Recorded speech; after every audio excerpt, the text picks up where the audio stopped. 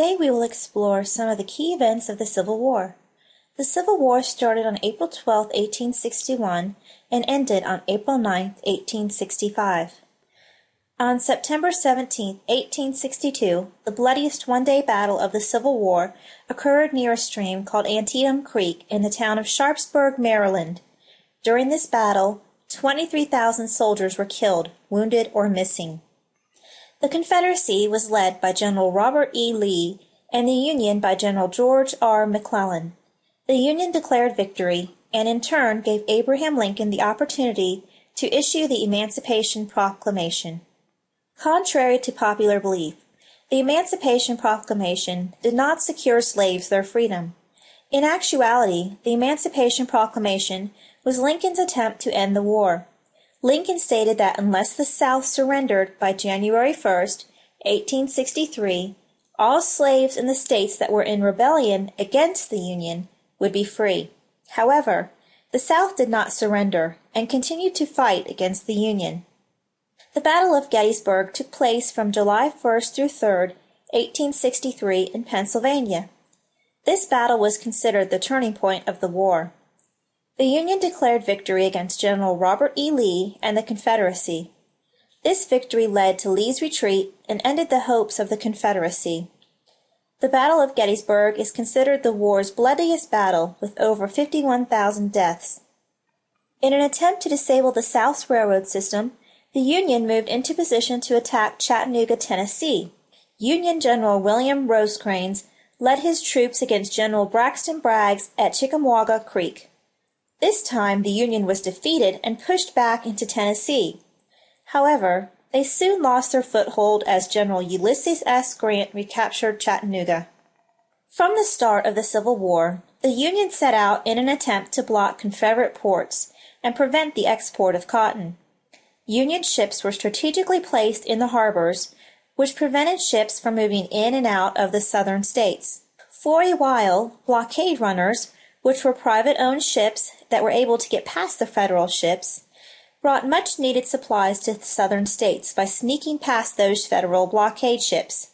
However, by 1863, the Union had a stronghold on the ports, and the South was cut off from critical everyday supplies, as well as supplies needed to fight the war. Items such as medical supplies, food, salt, oil, and replacement parts for machinery were just a few of the items the South no longer had access to. In early 1864, General William T. Sherman began his Atlanta campaign. Atlanta was an important city to the South because of its industries and railroad hub. With Atlanta disabled, the Confederacy would be severely hindered.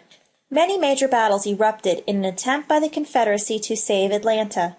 Some of these battles took place in Dalton, Allatoona, Kennesaw Mountain, and New Hope Church. General Johnson was commissioned to try and hold back Sherman's army. The Confederate President Jefferson Davis disagreed with Johnson's strategies and replaced him with General Hood. Hood led his troops in a head-on attack on Sherman's army and lost over 11,000 men in just 2 days. Hood positioned his troops within the city of Atlanta, and on July 22nd, the main battle of Atlanta was fought. Through July and August, the battle for Atlanta continued. Finally, Hood left the city, and on September 1st, the Union took over Atlanta's railroad and factories. On November 16th, the city of Atlanta was set on fire and destroyed. Following the burning of Atlanta, Sherman began his infamous march to the sea. Sherman destroyed everything in a 60-mile-wide path from Atlanta to Savannah. This included military targets as well as farms, homes, towns, railroads, bridges, and roads. Sherman left the city of Savannah intact, saying that it was a treasure to be saved. He offered the city of Savannah as a Christmas gift to President Lincoln. Because Savannah was a port city, warehouses of cotton had accumulated due to the inability of the South to export their goods. Sherman sold the cotton for a reported $28 million.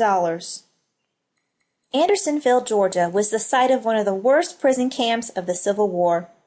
The conditions were dire and often no food, shelter, water, or medical supplies were available, and what little water was available was often contaminated. During the time Andersonville operated, about 13,000 Union prisoners died. The commander of Andersonville, Captain Henry Wares, was executed in 1865 for excessive cruelty in the way he handled the horrific conditions found at the prison camp. Today, Andersonville is a national cemetery where 13,700 Union soldiers are buried.